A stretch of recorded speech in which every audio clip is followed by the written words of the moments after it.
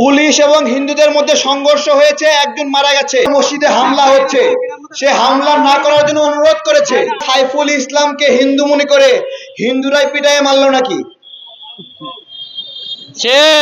দেখেন কত বড় সাহস, একজন মুসলিমকে হত্যা করে উল্টো মুসলিম কমিউনিটিকে ব্লেম করছে, কত বড় হিম্মত।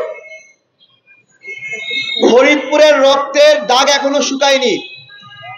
ফরিদপুরে দুজন নির্মাণ শ্রমিক, তারা মন্দিরে আগুন লাগছে, আগুন নিভাতে গেছে বালতি নিয়া, আগুন নিভাতে গেল যারা, তাদেরকে পিড়ায় পিড়ায় মেরে ফেললো হিন্দুরা। সেই হিন্দুদের প্রোগ্রামে এই যে মারা গেল, তার প্রতিবাদে বিচারের দাবিতে মানববন্ধন ডাকা হলো ফরিদপুরে। সেই মানববন্ধন থেকেও 17 জন গ্রেপ্তার করা হলো। এখন প্রিয় ভাইয়েরা, আমরা মুসলিমরা কতটা অসহায় অবস্থায় আছি জানেন? পূজা হিন্দুদের, আতঙ্কে থাকি আমরা মুসলমানরা। চিন্তা করতে পারেন, পূজা হিন্দুদের, আতঙ্কে কারা থাকে?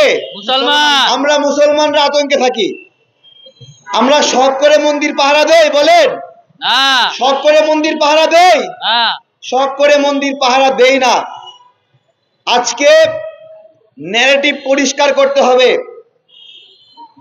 দুই একটা গণমাধ্যম ন্যারেটিভ দিচ্ছে যে পুলিশ এবং হিন্দুদের মধ্যে সংঘর্ষ হয়েছে, একজন মারা গেছে। আপনাদের কাছে আমি দাবি করছি, বলবেন পুলিশ এবং হিন্দুদের মধ্যে সংঘর্ষ হয়েছে, একজন মারা গেছে, এই কথার দ্বারা কি বোঝা যায়? ইতিপূর্বে ছাত্র পুলিশের সংঘর্ষে একজন মারা গেছে, সেই কথায় কি বুঝতাম? যে পুলিশের গুলিতে ছাত্র একজন মারা গেছে। গণমাধ্যমগুলো নিউজ করেছে পুলিশ এবং হিন্দুদের সংঘর্ষে একজন মারা গেছে, এই কথার দ্বারা স্পষ্ট বোঝা যায় পুলিশের গুলিতে একজন হিন্দু মারা গেছে। দেখেন পুরা একজন মুসলিম হত্যার ঘটনাকে কিভাবে পুরা উল্টায় দেওয়া হলো। 10 বছর পরে এই নিউজ হাতে নিয়ে কেউ বুঝতেই পারবে না 10 বছর আগে এখানে সাইফুল ইসলাম নামে কেউ খুন হয়েছিল। গণমাধ্যম ভাইদেরকে বলছি, এ কেমন ন্যায় বিচার করলেন মুসলমানদের উপরে?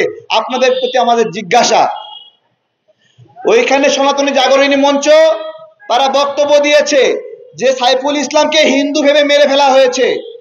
আপনি সনাতনী জাগরণী মঞ্চের নামটা কোট করলেন না, নাম কোট না করে নিউজ ছাপাই দিলেন যে সাইফুল ইসলামকে হিন্দু মনে করে পিটায় মারা ফেলা হয়েছে।